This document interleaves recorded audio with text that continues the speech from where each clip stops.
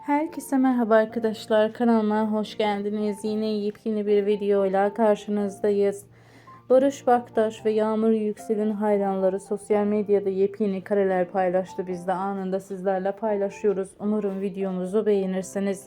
Videomuzu beğenip paylaşmayı, bize destek olmayı unutmayın. Bir sonraki videomuzda görüşürüz. Hoşça kalın, iyi seyirler, sağlıkla kalın, mutlu kalın.